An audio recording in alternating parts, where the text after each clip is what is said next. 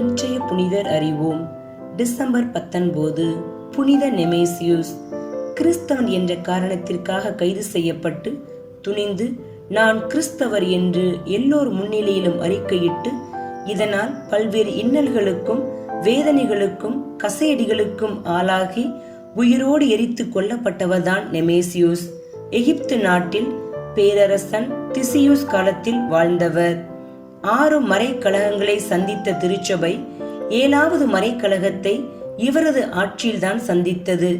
எகிப்தில் 1/3 பகுதி மக்களாக இருந்த கிறிஸ்தவர்களை அழித்து ஒழிக்க திட்டமிட்ட அரசன் ஆணை ஒன்று வெளியிட்டான். அதில் கிறிஸ்தவர்கள் என சந்தேகிக்கப்பட்டவர்கள் தல அதிகாரிகளிடம் சென்று சிலைகளுக்கு பலி செலுத்தி தாங்கள் கிறிஸ்தவர்கள் அல்ல என்பதை மெய்ப்பிக்க வேண்டும், இல்லையெனில் அவர்கள் நாடு கடத்தப்பட வேண்டும் அல்லது அவர்களது சொத்துக்கள் அனைத்தும் பறிமுதல் செய்யப்பட்டு கொலை செய்யப்பட வேண்டும் என்று அந்த ஆணையில் குறிப்பிடப்பட்டிருந்தது.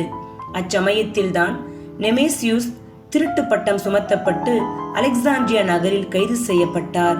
கிறிஸ்துவின் மீது நம்பிக்கை கொண்டு வாழ்ந்த இவர் தனது முயற்சியால் தான் குற்றமற்றவர் என்பதை தெளிவுடன் விளக்கி அதனை நிரூபித்து விடுதலையானார்.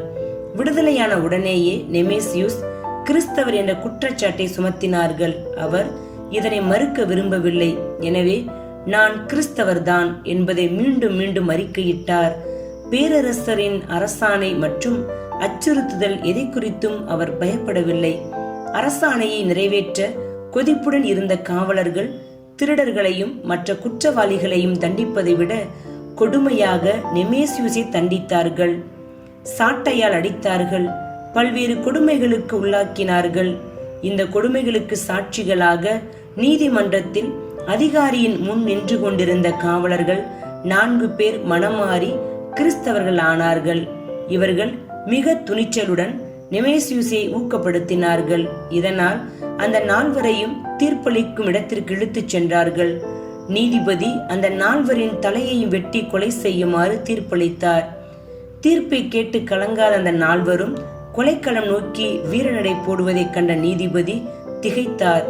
எகிப்தியர்களான ஹெரோன், ஆர்செனியுஸ், இசிதோர், டயோஸ்கோரஸ் என்னும் 4வரும் இதே மறைக்கழகத்தில் அலெக்சாந்திரியாவில் கைது செய்யப்பட்டவர்கள். உயிர் போகும் அளவுக்கு கொடூரமான சித்திரவதைகள் செய்து உடலை சிதைத்து 3 பேரை உயிருடன் எரித்து கொலை செய்தார்கள்.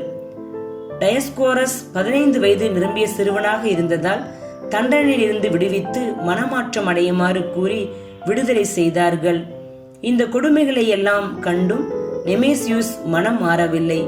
அவர் கிறிஸ்துவை மறுதலிக்காத காரணத்தினால் அவரை உயிரோடு எரித்து கொலை செய்தார்கள்.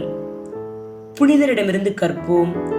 அரசின் நலத்திட்டங்களுக்காகவும் வேலைகளுக்காகவும் கிறிஸ்தவர்கள் என்ற அடையாளத்தை மறைத்து கொள்ளும் நிலையை தவிர்ப்போம்.